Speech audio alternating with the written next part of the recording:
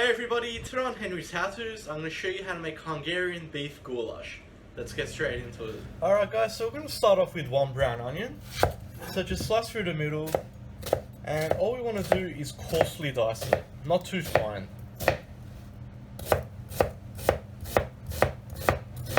Now we'll bring across one green capsicum, slice through the middle, take out the stem and the seeds.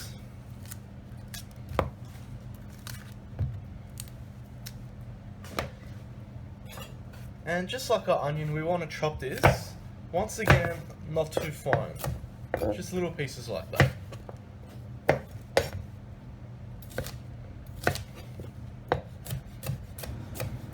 Alright, moving on to our stove, just into a pot we're going to add about 3 tablespoons of olive oil, and I'm going to add in about 600 grams of diced beef chuck.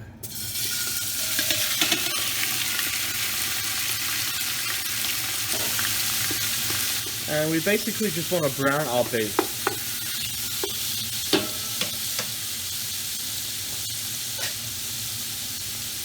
Season with a pinch of salt and about half a teaspoon of black pepper. Now once your beef has started to brown, we're going to go ahead and add in our onion and our capsicum.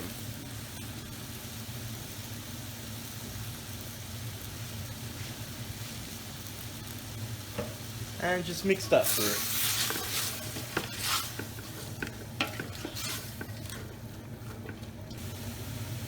Add in about 2 crushed garlic cloves.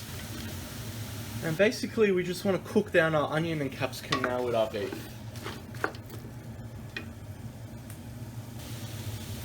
After about 4 to 5 minutes, your onion and capsicum should have softened up a little bit. At this point we're going to add in 2 tablespoons of sweet paprika. Now you can't have Hungarian food without paprika. And we'll mix that through too.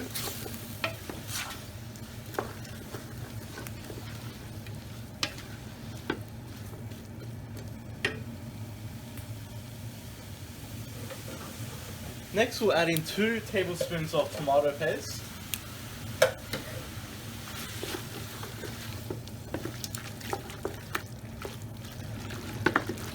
We just want to mix that through and let the tomato paste cook just a little bit. Next I'm going to add a 400 gram can of diced tomatoes, 3 bay leaves, and we're going to top this all up with 2 cups of beef stock. If you prefer, go ahead and use chicken stock. Now just give that all a good mix. Now we're going to lower our heat to medium, place the lid on top, and we just want to simmer this for about an hour to an hour and a half. So we'll come back in an hour and check on it.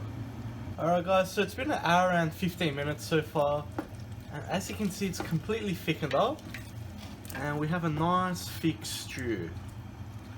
So what we're going to do at this stage is go ahead and turn our heat off, and we're ready to serve. So guys, what I'm going to do is place some spiral pasta on the bottom.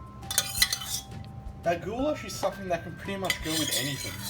So pasta is very common, mashed potatoes, salad, especially rice as well. So it's really up to you. The base is up to you. And now we'll top it off with our goulash. So guys, now we can take it another step further and just add a dollop of sour cream or even yogurt on top.